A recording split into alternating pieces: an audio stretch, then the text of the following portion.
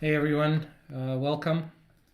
As we get ready to get started here, I just want to thank you guys for joining me today, and let's make sure the technology is all working properly. If you are hearing me okay, can you please type a yay or nay in the chat area so that I know that we're good to go. I'll just get a sip of water while you guys are doing that.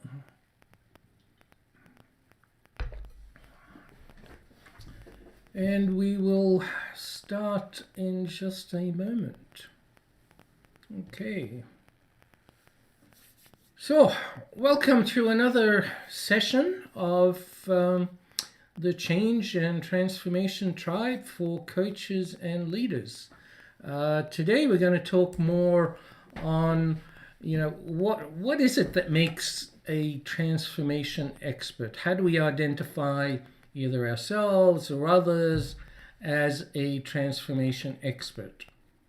And the things that really differentiate that are, it's a bit subjective as we go through this. There isn't a hard rule that measures all of that, but let's see if we can process some of this and get through the thinking behind what makes a transformation expert. What is a transformation expert?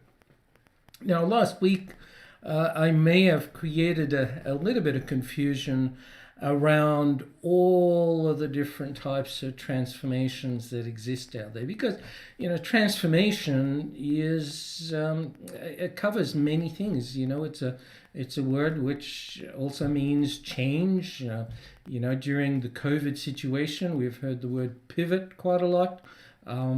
Is transformation greater extent than a pivot, or is pivot a greater extent? Pivot is at least a 90-degree shift, and transformation, I think, in my mind, can be as little as small fine-tuning changes to fairly extreme transformations. And we've touched on the different areas of transformation, such as there's a lot going on today with embracing technology, so the digital transformation and the impact of that. There is business transformation, that could be culture, leadership, all kinds of different areas, and this is just within business and corporations. When we step out of that, we talked last time about genetic transformation, and all kinds of biological ones. There is science related ones. So there are many areas to do with transformation. We're going to stick with the one that is more relevant to coaches and leaders, and that is around corporate or business, workplace related transformation. So for us to go through this, I decided to ask myself that question. Let me go through that as an example for you, and then let's talk. Perhaps you can jump into the chat session and ask some questions, and we can also look at some other perspectives on that. So, am I a transformation specialist or a transformation expert? So I want to differentiate that before we get too far down the track. I realize that there are people that are specialists, and these specialists need to focus on a specific area. So a technology transformation focused individual would be looking at all of the technological advancements and processes and implementing technology to improve business efficiency, productivity, and things like that. Business process may be focused more on streamlining the efficiencies between the processes, and that isn't necessarily requiring digital. It may be defining new roles. It may be identifying steps and timing between different areas, measuring timing between different areas, and things like that. Leadership, for instance, and there are others, so leadership transformations about educating leaders. One of our biggest focus is the behavior intelligence aspect of AccuMatch, which is important for leaders and coaches. An expert in transformation, in my context, at least in my mind, has the ability to not be specialized, but is familiar with many different areas of transformation. And the biggest one here that is relevant, at least in my mind, is all of those things we've talked about. How do they impact people? How does the transformation, digital transformation or process or business or leadership, how is that affecting the culture of the organization, the performance of individuals, the employees? Can one person be a specialist in all these areas? Maybe not necessarily, but someone who is a transformation expert can pull the resources needed for the specific specialities, but look at the big picture. When I was consulting in the early 90s, we used to call these programs, as in we're launching a major program throughout an organization, a corporation, and that's going to have impact on IT, leadership, teams, new infrastructure, all kinds of integration, software development, all kinds of areas that it impacts. And so as consultants in a program area, we had to wear many hats and access all the different resources to do that. So like I said, I'm going to use myself as an example to walk you through some of my experience. Sorry, you have to listen to that a little bit. But hopefully it will help you to understand a little bit about what I mean about these things. So when I started my career, I working with IBM, I had an electronics engineering degree, but my interest was human factor engineering.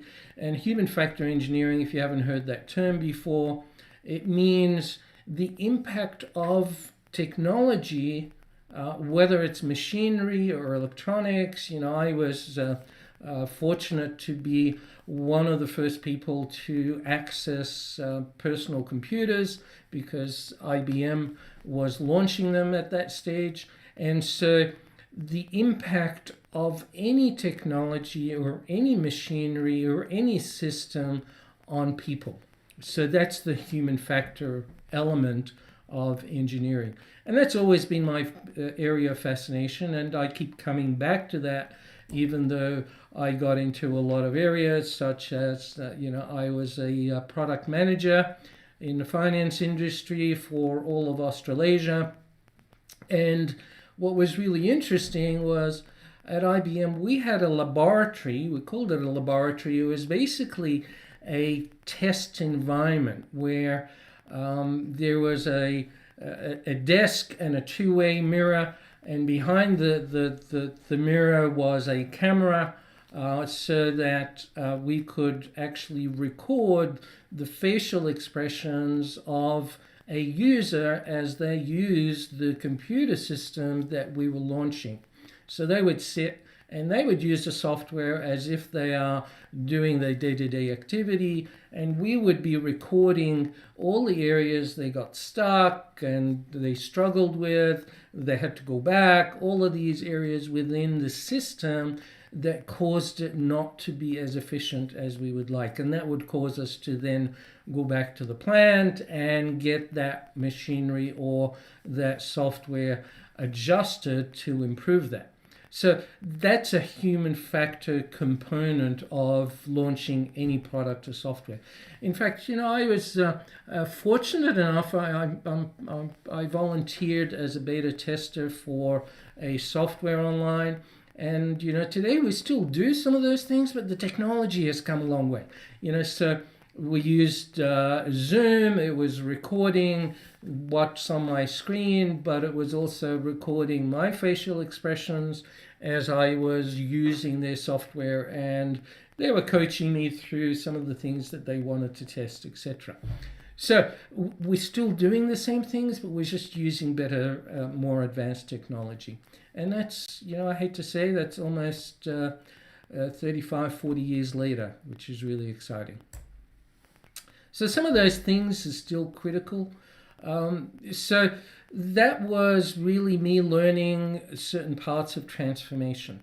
Later, when I became a principal consultant with CSC Index, we were leading the world at that time with the business reengineering. ISO 9000 was coming out, rapid application development, T.Q.M, later Six Sigma, Lean, all of these processes which really allowed us to model a lot of business processes and systems and so forth, so we could actually create more efficiency, productivity, measurable areas, and deliver solutions far more quickly into organizations than was ever possible before that. So that was a huge transformation for me. It was very exciting, and again, it allowed me to explore an area between my ears, if you like, which really loved innovation and technology and advancements and the ability to lead some of these things. And again, that's a major transformation that was hitting a lot of organizations in the 90s. Moving into, private business after that, I learned to then, build my own teams, build a distribution channel throughout all of Australia, reached every corner of the country with every major retailer carrying our products. And that really allowed me to, in my own business, apply all of those skills and training. And again, talking about pivot, you had to pivot, had to learn new things, had to develop processes and systems so that every time I brought somebody into a role, hired a new person, they knew exactly what was required of them, what were the steps and the efficiencies and the measurements, etc. Then it became easier to lead people because we had a lot of those systems in place. And management and leadership, it's something you don't stop. So I think even today we're still evolving and learning and understanding more about behavior and psychology and the neuroscience of how the brain works and responds to communication and leadership. I was fortunate enough to have been a VP of a public company, so that was very exciting. We innovated a lot of new technology. Again, had to pivot that organization from the product that they were focused on to some new leading edge IP that I had been working on for quite some time prior to that. So that was really exciting. After that, was also fortunate enough to build a coaching firm, and that allowed me to then apply a whole bunch of new people skills in training coaches, educating business owners, and developing the whole AccuMatch behavior intelligence system that we have today.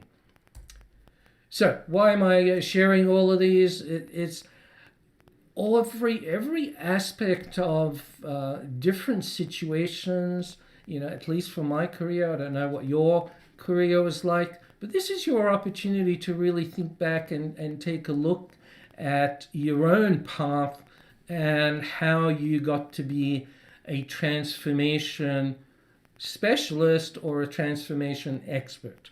Okay, so every one of those situations for me was either a personal development, personal transformation that I had to go through. I had to learn new things, if you like.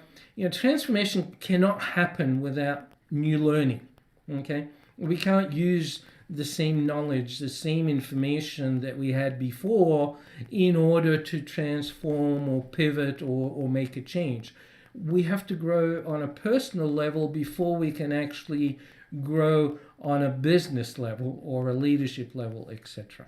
I hope that makes sense. Any questions? I'm just going to check the chat here. So far we're doing well, so I will keep going until you guys tell me otherwise. Right, so when we talk about transformation, as I mentioned before, some of the transformations are going to be led by technology, while others may be led by businesses and processes. It could even be, for me, it was at the end, in the coaching firm, the real biggest transformation to shift into the behavior intelligence realm was the mentoring of coaches and working with business owners and coaching them and seeing all of the roadblocks and blind spots and the limiting beliefs and values and all of those things that are really getting in the way of the technology or business process transformation. So, what about yourself? When you look back, please, feel free to put a note in the chat. What do you see in your transformation to where you became today? What caused you to think that you are a transformation leader, transformation specialist, maybe in a specific area, or across many different areas, so you have a broad set of skills from many different backgrounds? Did you start at school? Was it at home? Or was it at work? Sometimes our first seed is planted very early in life, and we don't often look back far enough to identify when that transformation really began.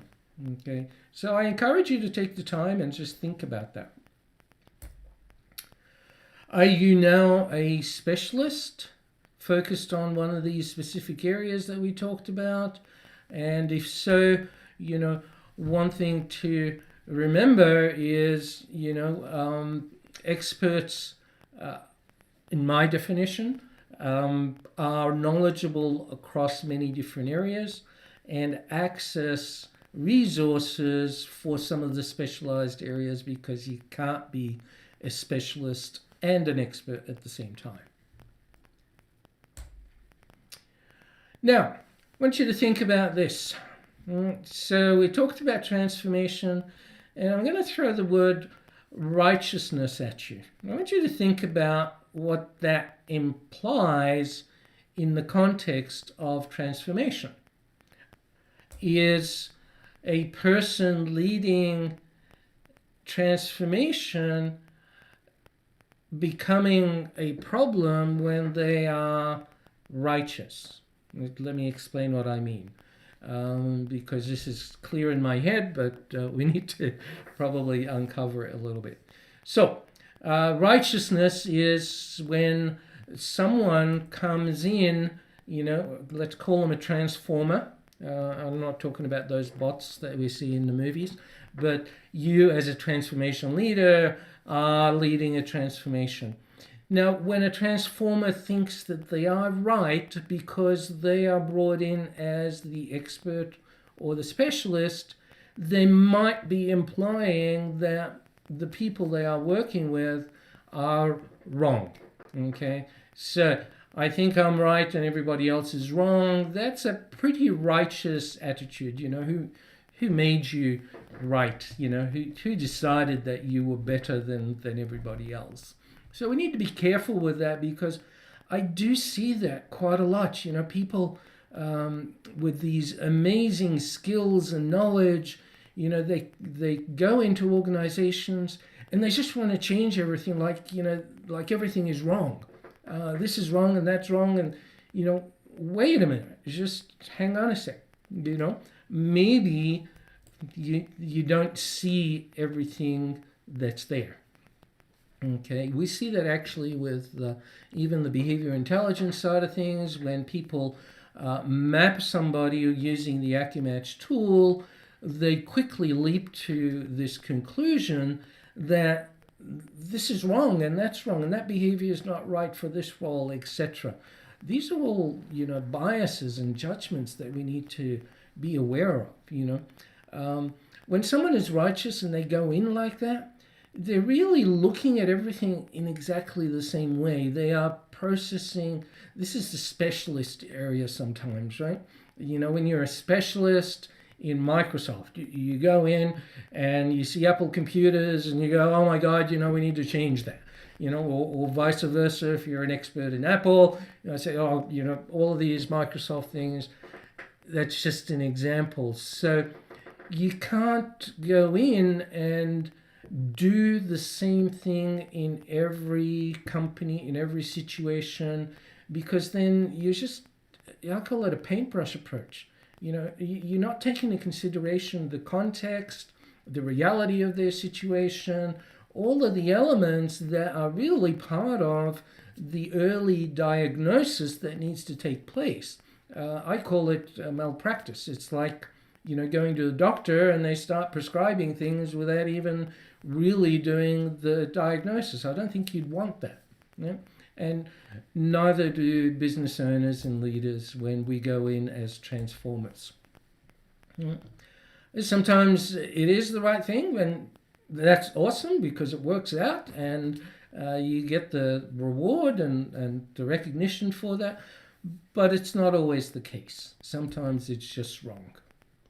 If all businesses and people were the same, my God, life would be so easy. Yeah, you just go in and do the same thing over and over again, and you know you're going to get the same results, and they're going to be the same predictable successes that you've always had. But that's, you know, that's almost the definition of insanity. It just doesn't work that way. You need to learn to be a true transformer. Okay. Businesses and people are not the same. In fact, we've identified that there's possibly more than 1 trillion combinations of different behavior patterns just within the 49 behaviors that we map within AccuMatch.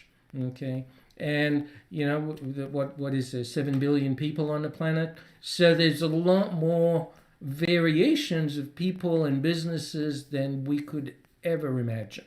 Right. So I'm going to give you a self-assessment that you can take away. There's just 4 questions for you to think about. Do you have rules for others? What do I mean by that? The rules that you value, that you believe in for yourself.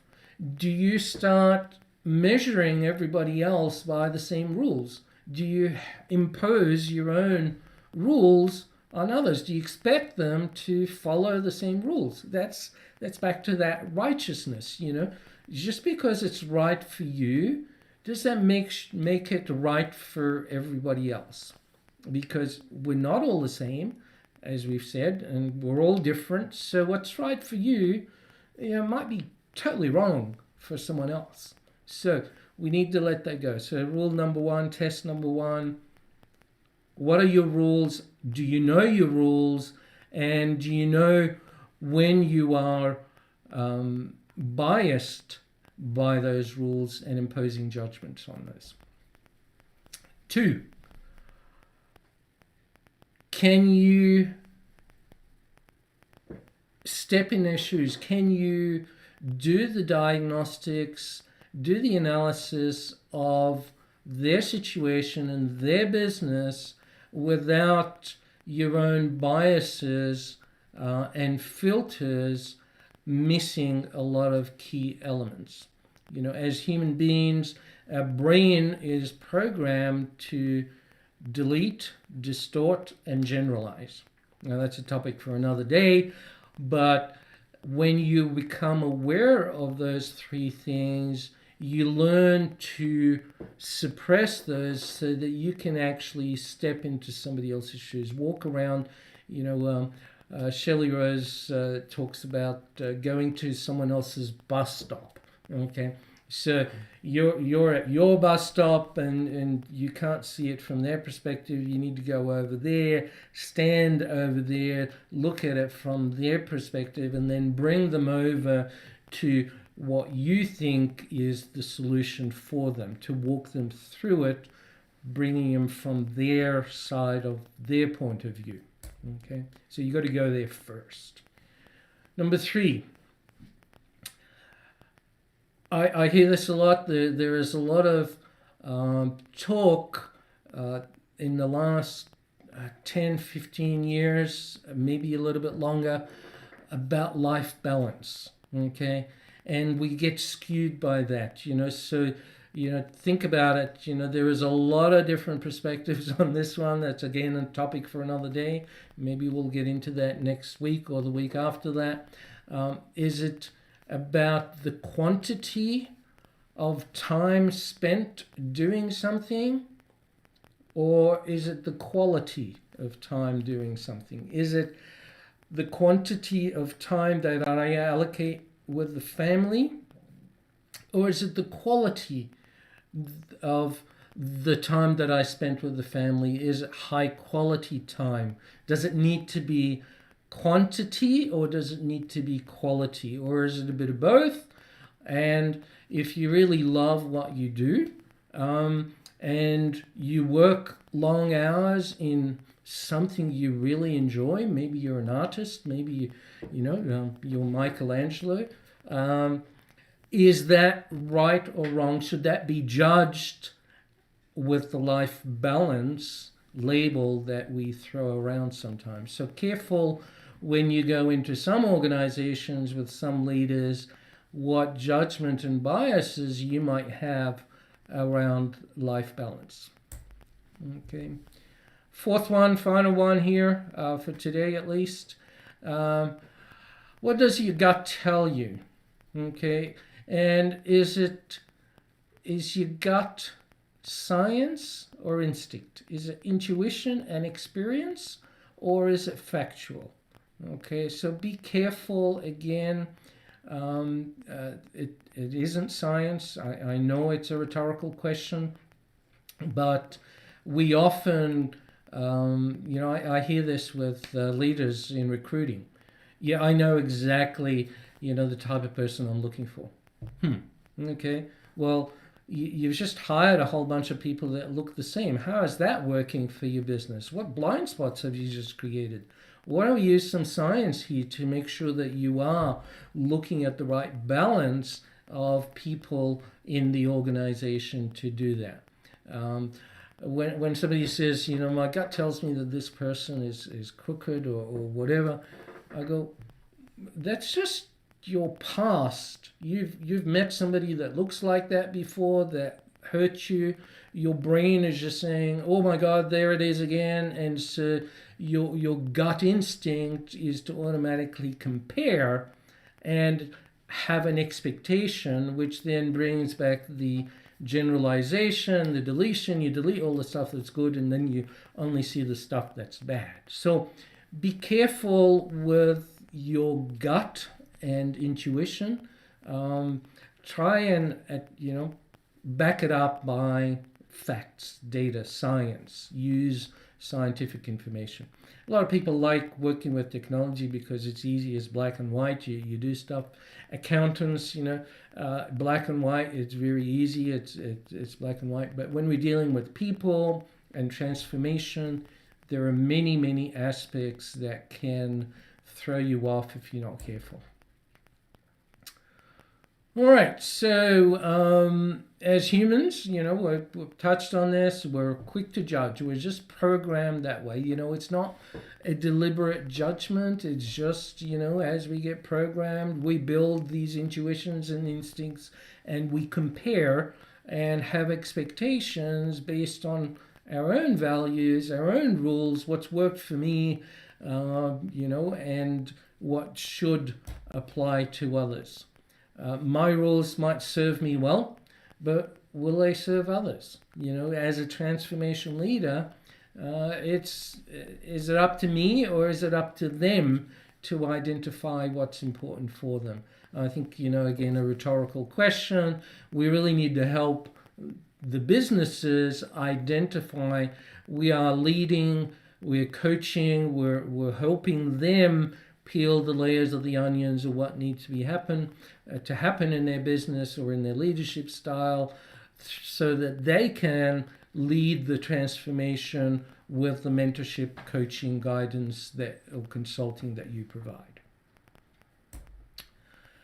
Be careful of those transformation rules. As I said, are they yours or theirs? And that's pretty much it for today. So hopefully you've enjoyed our session. Look, I'm just 1 minute over time, so I've done well. But if you have questions, please share this with others, and do ask questions, interact. We will be monitoring your questions and doing our best to respond to you as quickly as we can. Thank you for joining, and I will hopefully see you next week. Take care.